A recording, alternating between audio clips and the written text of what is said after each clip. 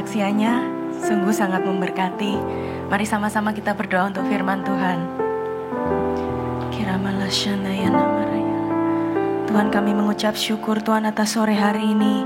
Engkau kumpulkan kami di tempat ini. Kami percaya Engkau punya rencana yang indah bagi setiap kami. Kami percaya Engkau mengasihi kami. Engkau memperhatikan kami Tuhan. Engkau siap untuk menolong kami. Engkau sudah menyiapkan mukjizat bagi kami yang percaya kepadamu.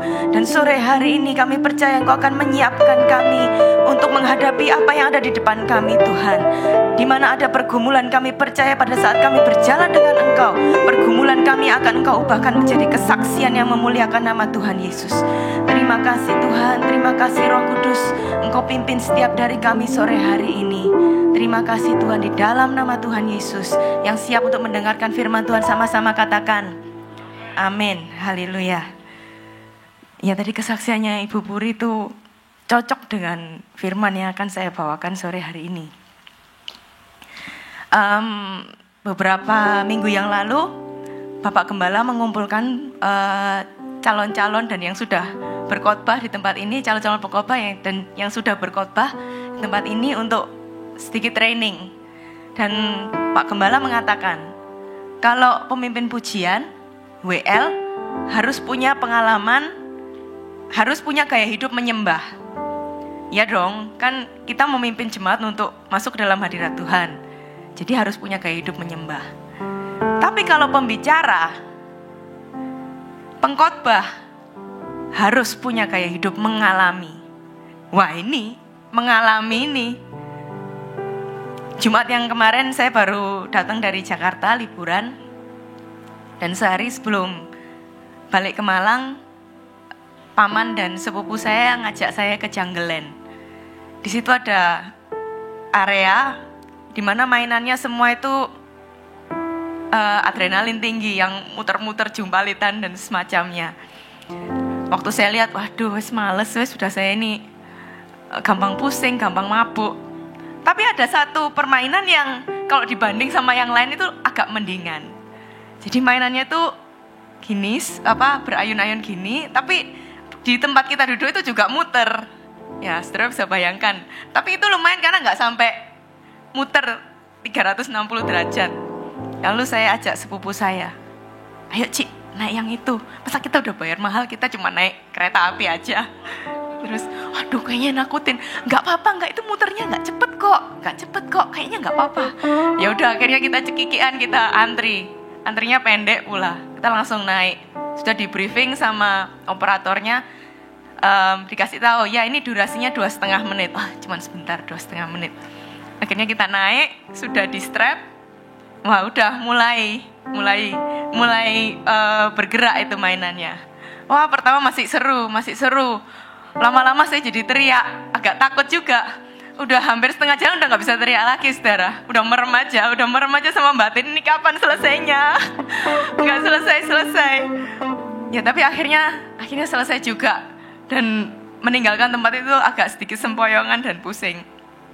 Kayaknya saya gak bakal naik itu lagi. Ya, demikian juga pengalaman dengan Tuhan. Pasti ada deg-degannya. Pasti ada sedikit ketakutan. Pasti ada sedikit pusing. Tapi pada saat kita tekun menjalaninya, pasti ada jawaban. Pasti ada pertolongan Tuhan. Pasti ada kemuliaan Tuhan yang dinyatakan dalam hidup kita. Pasti selesai. Amin. Nah, saya rindu bukan saya saja yang mengalami, yang memiliki pengalaman dengan Tuhan, tapi saya rindu kita semua di tempat ini juga memiliki pengalaman yang luar biasa bersama dengan Tuhan. Amin. Haleluya. Sehingga masalah, pergumulan, kesulitan yang kita hadapi, Tuhan ubahkan menjadi kesaksian yang luar biasa. Mari kita baca di Yohanes 11 ayat yang ke-14 dan 15.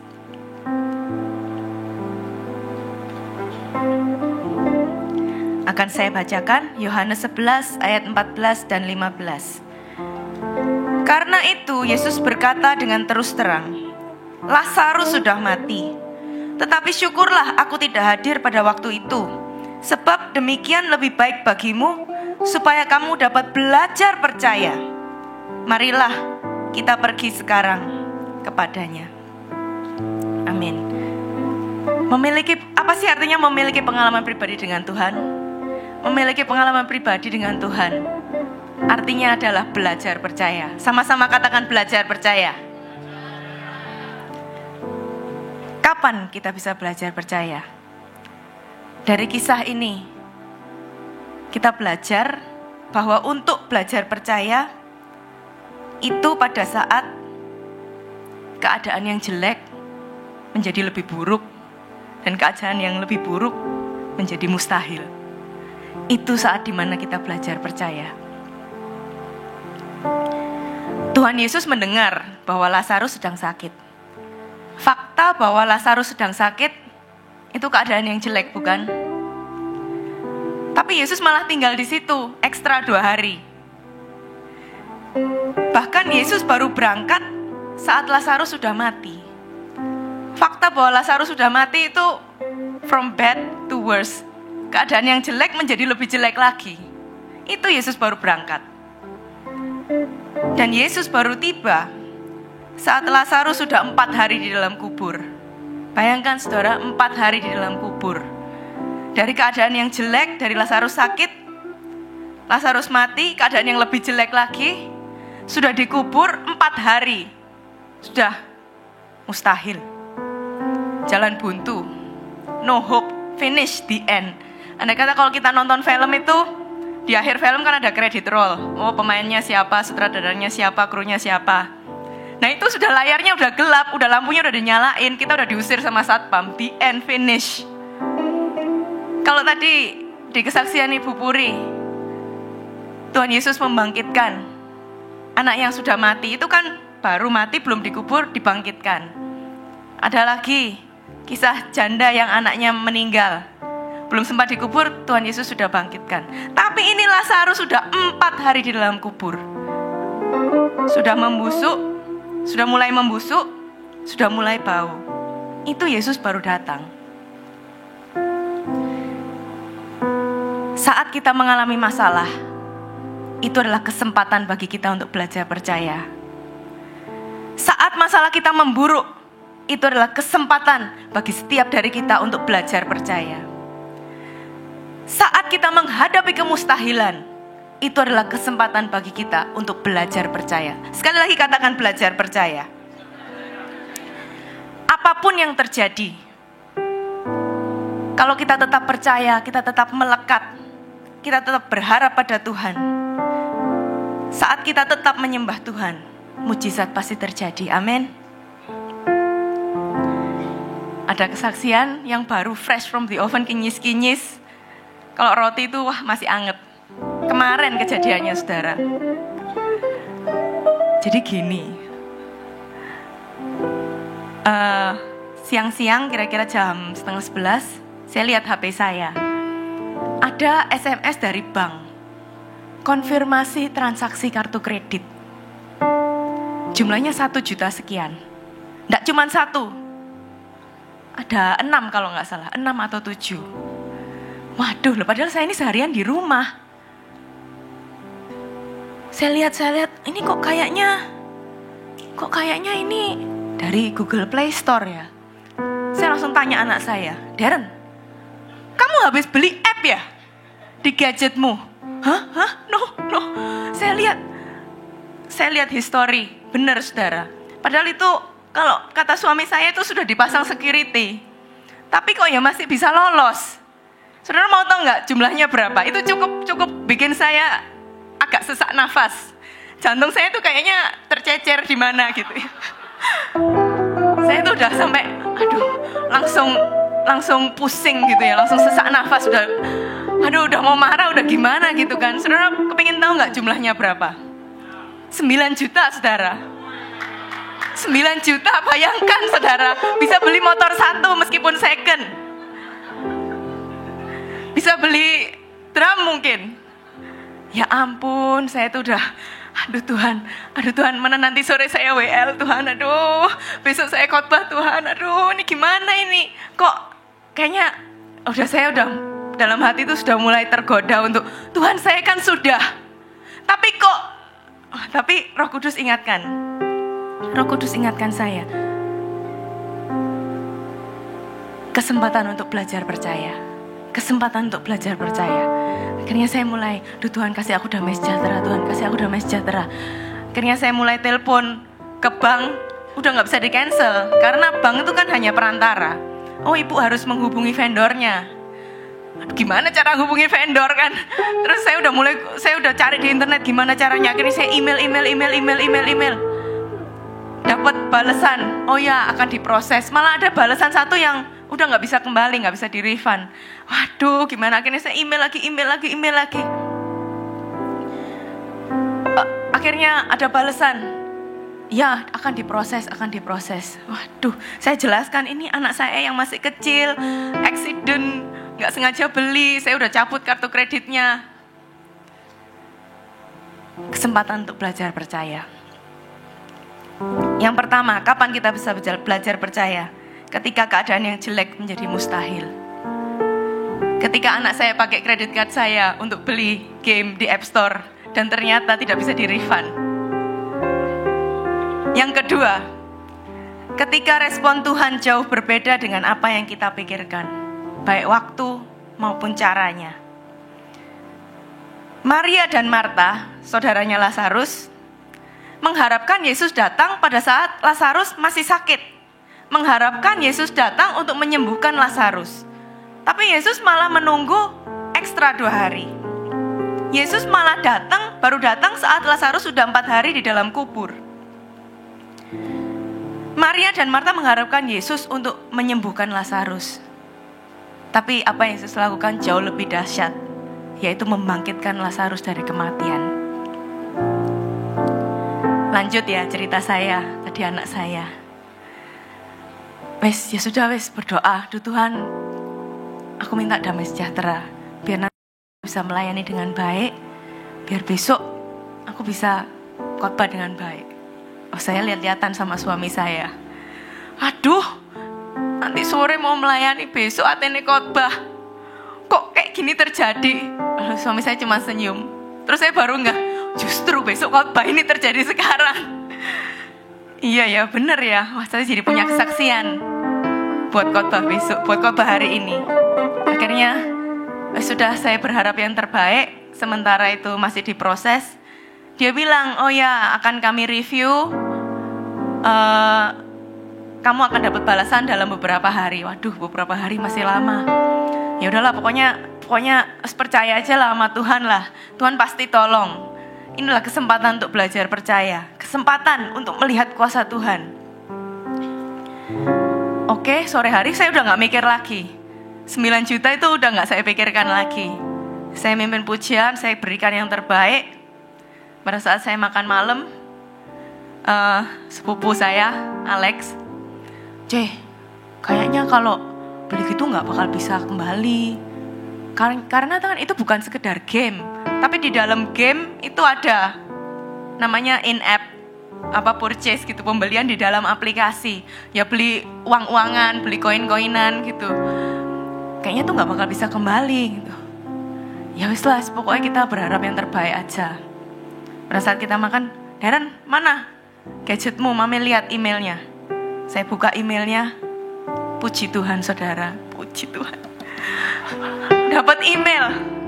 Dan emailnya tuh personal sekali. Saya waktu tadinya tuh mengharapkan bahwa oh ya ini kan Google Play Store gitu ya. Mungkin balasan emailnya tuh pakai bot, bukan orang gitu ya, pakai mesin gitu. Balasannya tuh otomatis. Tapi ini saya mendapat balasan tuh personal sekali. Dia bilang gini, "Iya, anak-anak zaman sekarang kami mengerti sudah demikian friendly dengan gadget. Ya emang sayang sekali sih, itu kami tahu itu kecelakaan. Maka akan kami refund full 9 juta akan kami refund." Puji Tuhan, haleluya. Haleluya. Saya punya kesaksian buat khotbah hari ini. Haleluya. Tuhan Yesus luar biasa. Kalau Tuhan Yesus bisa adakan mujizat bagi kami, Tuhan Yesus bisa adakan mujizat bagi saudara. Amin. Haleluya. Jadi yang pertama, kapan kita belajar percaya? Waktu keadaan yang jelek menjadi buruk, menjadi impossible, mustahil. Di situ kita belajar percaya. Dan yang kedua, kapan kita belajar percaya? saat respon Tuhan jauh berbeda dengan apa yang kita pikirkan. Kita mungkin tidak menerima pertolongan Tuhan sekarang. Kita mungkin masih menunggu jawaban doa kita. Tapi pertolongan Tuhan, kapanpun itu, pasti tepat pada waktunya. Kita mungkin sudah gak bisa mikir, gimana cara untuk keluar dari permasalahan kita. Saya udah gak mikir gimana ini bisa dapat refund. Ini kan virtual gitu loh, bukan beli di toko terus bonnya bisa dikembaliin gitu. Ini kan vendornya entah ada di mana. Tapi Tuhan selalu punya cara yang ajaib. Apa yang tidak pernah kita pikirkan, apa yang tidak pernah kita lihat, Tuhan sediakan bagi orang yang mengasihi Dia. Amin. Mari kita berdoa.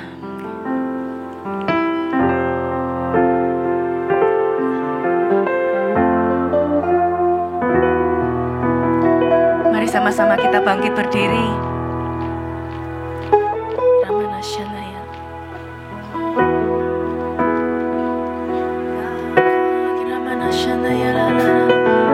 Kau selalu punya cara untuk menolongku. Kau selalu punya jalan keajaibanmu. Kau dahsyat dalam segala perbuatanmu, dan ku tenang di dalam caramu. Kau selalu punya cara untuk menolongku. Kau selalu punya jalan keajaibanmu. Kau dahsyat dalam segala perbuatanmu, dan ku tenang di dalam caramu. Kau selalu punya cara untuk menolongku. Kau selalu punya jalan keajaibanmu.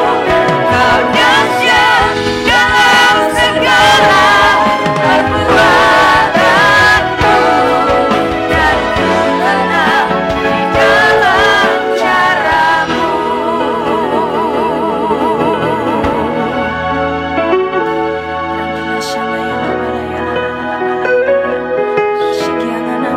Tuhan, ajar kami untuk tetap percaya kepadamu Tuhan.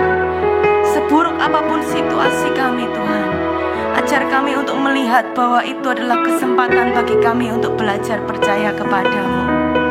Seburuk apapun keadaan kami Tuhan, ajar kami untuk tetap berharap, melekat dan memandangmu Tuhan. Dan di saat kami tetap menyembahmu, tetap percaya ada pertolongan Tuhan bagi kami, ada mujizat dari Tuhan bagi kami. Bapak Ibu Saudara, mungkin ada di antara kita sore hari ini yang sedang berdoa, yang sedang bertanya kepada Tuhan. Tuhan, kapan Tuhan giliranku mendapat pertolongan-Mu? Aku sudah banyak mendengar kesaksian yang luar biasa. Kapan Tuhan giliranku Engkau tolong Tuhan? Kapan Tuhan? Kapan Tuhan aku melihat jawaban doaku? Kapan Tuhan Kau angkat aku dari masalahku? Kapan Tuhan aku melihat jalan keluar? Kalau itu adalah saudara, angkat tanganmu. Angkat tanganmu. Saudara sedang rindu melihat jalan keluar dari Tuhan. Saudara sedang rindu menerima solusi dari Tuhan. Kalau itu adalah engkau, angkat tanganmu. Kiramana shandaya la balaya la balaya la balaya. Shikiana nawaraya la balaya. Setiap mata terpejam. Kiramana shandaya la. Saudara yang rindu, doakan. Saudara bisa mulai maju ke depan sekarang. Kami akan doakan saudara. Kiramana sekarang. Kiramana shandaya la balaya la balaya la balaya. Shandaya la balaya la balaya la. Kiramana ya la balaya shandaya la balaya. Engkau jamah Tuhan. Engkau jamah Tuhan. Kiramana shandaya la balaya la balaya la balaya.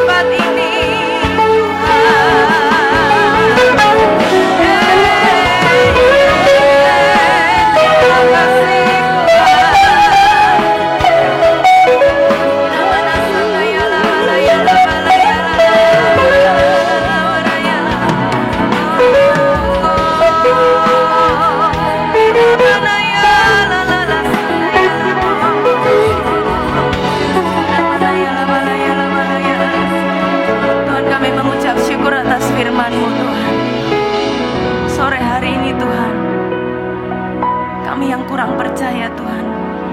Kau kuatkan iman kami Tuhan. Kau tolong ketidakpercayaan kami Tuhan.